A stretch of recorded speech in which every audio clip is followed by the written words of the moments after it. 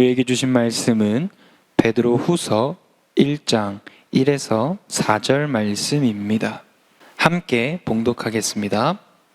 예수 그리스도의 종이며 사도인 시몬 베드로는 우리 하나님과 구주 예수 그리스도의 의를 힘입어 동일하게 보배로운 믿음을 우리와 함께 받은 자들에게 편지하노니, 하나님과 우리 주 예수를 알므로 은혜와 평강이 너희에게 더욱 많을지어다. 그의 신기한 능력으로 생명과 경건에 속한 모든 것을 우리에게 주셨으니, 이는 자기의 영광과 덕으로서 우리를 부르신 이를 알므로 말미암음이라. 이로써 그 보배롭고 지극히 큰 약속을 우리에게 주사, 이 약속으로 말미암아 너희가 정욕 때문에 세상에서 썩어질 것을 피하여 신성한 성품에 참여하는 자가 되게 하려 하셨느니라. 아멘. 할렐루야. 새벽 예배에 나오신 여러분들을 환영하고 축복합니다. 말씀을 깨닫는 은혜와 기도의 응답이 오늘 이 자리에 있기를 소망합니다. 오늘 베드로후서 1장을 가지고 주 예수를 알므로란 제목으로 여러분과 함께 말씀을 나누고자 합니다. 베드로전서와 베드로후서의 기록은 AD 54년에서 68년으로 보고 있습니다. 즉, 이때는 로마 황제 네로가 로마시에 거주하던 그리스도인들에 대해 방화의 혐의를 뒤집어 씌워 대대적인 박해를 행한 시대부터라고 볼 수 있습니다. 베드로 전후서의 수신자들은 로마 제국 전역에 흩어져 있던 그리스도인들에 대한 로마 정부의 대대적인 박해를 염려하는 분위기가 크게 고조되었습니다. 더 나아가 네로 황제의 집권 말기에 이르러 그의 폭정은 날로 더 심해져만 갔고, 이로 인해 로마 제국 전역은 극심한 부정과 부패가 난무하던 혼란스러운 시대입니다. 이 모든 혼란을 로마 제국은 그리스도인들에게 전가시켜 교회를 더욱더 박해하던 시대이죠. 그리스도인들은 이때 죽을 수도 있다라는 사망의 두려움 속에 살아가던 시대입니다. 이처럼 고난이 지속되자 교회 안에서는 표면상으로는 개종하기는 했으나 신앙을 채 갖지도 못한 초신자들 중에서는 이 같은 고난을 이기지 못해 교회를 떠나 부도덕한 행동을 일삼던 자들이 하나둘씩 늘어가던 때입니다. 이에 설상가상으로 거짓 교사들, 이단이죠. 이단들이 침투하여서 성도들이 종교적, 도덕적 탈선을 조성하기 위해 여러 가지 거짓 가설들도 퍼뜨리기 시작했습니다. 그래서 베드로는, 오늘의 저자 베드로는 전통적 신앙을 수호하고 거짓 교사들이 판치는 것으로 인해 위기에 처해 있는 기독교인들을 위해 붓을 들고 편지를 쓰고 있는 것입니다. 오늘 말씀 1절과 2절은 그 인사에 해당하는 내용입니다. 1절을 함께 보겠습니다. 예수 그리스도의 종이며 사도인 시몬 베드로는 우리 하나님과 구주 예수 그리스도의 의를 힘입어 동일하게 보배로운 믿음을 우리와 함께 받은 자들에게 편지하노니. 아멘. 본문 1절에서 베드로는 자신이 예수 그리스도의 제자가 아닌 사도라고 말하고 있습니다. 이는 예수님의 제자였던 한 개인의 자격으로 편지를 작성하는 것이 아닌 예수 그리스도로부터 보냄을 받은 자로서 주님의 말씀을 대언하고 있다라고 볼 수 있는 것이죠. 또한 자신을 예수 그리스도의 종이라고 표현하고 있습니다.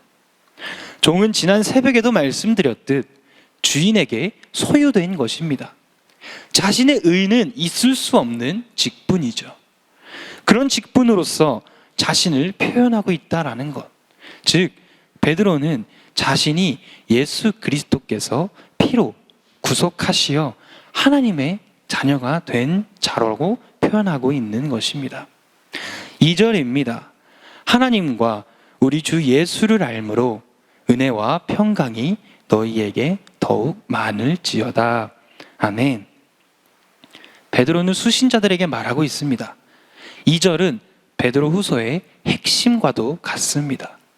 주 예수를 알므로. 여기서 안다에 해당하는 단어 에피그노시스라는 단어인데요. 이것은 완전한 지식, 온전한 지식을 뜻하고 있습니다. 이 시대는 이단들이 난무하던 시대라고 했습니다. 이 당시 이단은 영지주의자들이었습니다. 그들이 주장하던 그노시스, 즉 지식적 깨달음으로 얻는 구원에 대해서 베드로는 기독교가 말하는 참된 지식은 바로 깨달음의 지식이 아닌 인격 대 인격이 만나는 것, 하나님을 인격적으로 만나는 것, 내가 하나님을 경험을 통해 하나님을 아는 것, 하나님의 은혜로 주어진 지식, 머리로만 아는 지식이 아니라 내가 느끼고 내가 마음으로 아는 지식을 말하고 있는 것입니다. 즉 베드로가 말하고자 하는 것은 추상적으로 단순한 지식적으로 아는 것이 아닌 하나님과 그리스도를 분명히 아는 것을 통해서 은혜와 평강이 풍성해지기를 바란다라고 하고 있는 것입니다. 요한복음 17장 3절에도 하나님과 예수 그리스도를 아는 것에 대해 이렇게 기록하고 있습니다. 제가 읽겠습니다. 영생은 곧 유일하신 참 하나님과 그가 보내신 자 예수 그리스도를 아는 것이나이다. 아멘. 성경은 우리에게 계속해서 일관되게 이야기하고 있습니다. 하나님과 예수 그리스도를 아는 것. 우리가 공부해서 책을 읽어서 말씀을 들어서 지식으로서 아는 것이 아닌 하나님과 예수 그리스도를 믿고 교제함으로써 주님이 나와 함께 하심으로써 아는 깊은 지식이라는 것이죠. 하나님을 알고 주 예수 그리스도를 믿는 믿음으로 깊은 교제가 이루어지는 삶 가운데에는 참으로 은혜가 있고 평강이 있다라는 것입니다. 그런 삶을 사는 저와 여러분이 되길 소망합니다. 베드로는 3절에서도 계속해서 아는 것에 대해 이야기합니다. 그의 신기한 능력으로 생명과 경건에 속한 모든 것을 우리에게 주셨으니 이는 자기의 영광과 덕으로서 우리를 부르신 이를 알므로 말미암음이라. 아멘. 여기서 그는 삼위일체 하나님이시죠. 하나님께서 신기한 능력, 신적인 능력으로 생명과 경건에 속한 모든 것을 우리에게 주셨습니다. 죄로 인해 죽을 수밖에 없는 우리, 죄 가운데 거하면서 살아가는 우리에게 주님께서 사랑해 주시고 예수 그리스도를 보내어 주신 것, 생명이신 그리스도께서 우리를 위해 죽으시고 다시 사신 것이죠. 즉 오늘 말씀에서 우리에게 주신 생명은 예수 그리스도입니다. 그리고 하나님 앞에서 올바르게 경건한 신앙생활을 하는 것에 대한 진리, 즉 예수 그리스도를 믿음으로 얻어지는 경건 모두 우리에게 주셨습니다. 이러한 신적인 능력, 신기한 능력이 우리에게 생명과 경건에 속한 모든 것을 주실 때 중요한 전제 조건이 있습니다. 그것은 바로 우리를 부르신 이를 아는 것이라고 말하고 있습니다. 우리를 부르신 이를 아는 것, 우리를 부르신 이를 믿는 것, 그분과 교제함으로 우리의 삶에 그분의 은혜와 평강이 풍성하게 되는 것을 말하고 있는 것입니다. 더 나아가 오늘 말씀에서 우리를 부른 분이 자신의 영광과 덕을 가지고 부르셨다라고 기록하고 있습니다. 하나님은 영광과 덕으로 충만하신 분입니다. 하나님과 멀어져만 가는 우리에게 주님은 그분의 신적 능력으로 생명과 경건에 속한 모든 것을 우리에게 거저 주실 때 우리는 다시금 우리가 그분의 영광과 덕을 덧입을 수 있다라는 것입니다. 하나님께서 우리를 부르신 목적은 하나님의 영광과 덕을 다시금 입혀주려는 것이며, 더 나아가 생명을 얻고 경건하고 올바른 삶을 살게 하시려는 것입니다. 4절입니다. 이로써 그 보배롭고 지극히 큰 약속을 우리에게 주사 이 약속으로 말미암아 너희가 정욕 때문에 세상에서 썩어질 것을 피하여 신성한 성품에 참여하는 자가 되게 하려 하셨느니라. 아멘. 하나님께서 자신의 영광과 덕으로서 우리를 부르실 뿐 아니라 이로써 보배롭고 지극히 큰 약속을 우리에게 주셨습니다. 그 약속은 무엇이겠습니까? 세상에서 썩어질 것을 피하여 신성한 성품에 참여하게 되는 것이죠. 하나님을 믿는 성도는 결국 하나님의 은총과 하나님의 섭리 가운데에 하나님의 성품을 닮는 자가 되는 특권을 가졌다라는 것입니다. 우리가 그리스도를 믿고 그리스도를 알므로써, 그분과 교제함으로써 우리의 삶에 그분이 오셨을 때에 우리가 잃어버렸던 영광과 덕을 되찾고 하나님의 성품에 참여하는 자, 하나님의 성품을 닮아가는 자가 된다라는 것입니다. 기독교 신앙의 목적은 하나님이 거룩하신 것처럼 우리도 그분을 닮아 거룩해지고, 하나님이 사랑으로서 우리에게 보내주신 예수 그리스도를 믿음으로 하나님의 의를 알므로 우리는 하나님 앞에 경건한 자가 된다라는 것입니다. 사랑하는 성도 여러분, 한 가지 질문을 드리겠습니다. 여러분들은 삶을 살아가면서 무엇 때문에 살아가고 계십니까? 우리는 이 땅에 태어나 많은 것들을 선택하며 살아갑니다. 선택에 따른 결과, 그리고 또 다른 선택을 하는 삶을 살아가죠. 그런데 우리가 선택할 수 없는 딱 한 가지가 있습니다. 그것은 모든 인간은, 모든 인생은 결국 죽음을 맞이한다라는 것입니다. 우리는 모두 태어나고 죽습니다. 그 누구도 죽음을 피할 수는 없습니다. 다른 모든 것들은 선택이 가능하죠. 내가 어떤 것을 먹을지, 내가 어떤 교회를 다닐지, 누구와 만나 결혼할지 등등 우리는 매 순간 선택을 하며 살아갑니다. 예전에 어떤 목사님에게 들었던 말이 있습니다. 사람이 젊어서는 돈을 벌기 위해 건강을 버리지만 나이가 들어서는 건강을 위해 돈을 버린다라고 말씀하셨습니다. 그때 이 말씀이 이해가 되지는 않았습니다. 아이러니했죠. 그리고 지금에서야 조금 이해가 갔습니다. 돈을 버는 것을 선택하고 건강을 선택한다라는 것. 그러나 사람이 나이가 드는 것, 죽음을 향해 달려가는 것은 선택에 따른 것이 아닌 피할 수 없는 사실이라는 것이죠. 우리는 모두 결국 죽습니다. 죽음을 맞이하게 됩니다.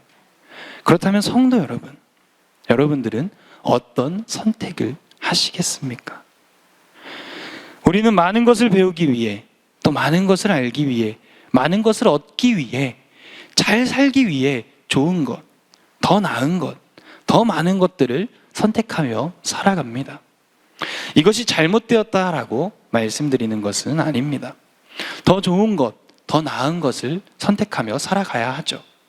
그렇다면 우리가 죽음이라는 이 두려움 속에서 벗어나기 위해서는 우리는 무엇을 선택해야 하겠습니까? 바로 생명 되신 예수 그리스도, 그분을 선택해야 한다라는 것입니다.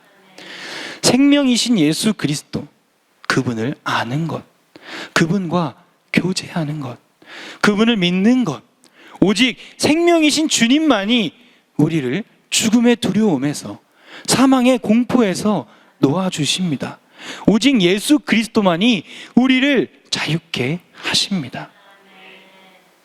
로마 황제 네로에 의해서 박해받던 그 흩어져 있던 그리스도인들, 두려움 속에, 죽음의, 사망의 공포 속에 살아가던 이들에게 베드로가 전하고자 했던 것은 오직 그분을 아는 것으로 세상에 썩어질 것을 피하며 하나님과 동행하며 영생을 소망하는 자들이 되라라는 것입니다.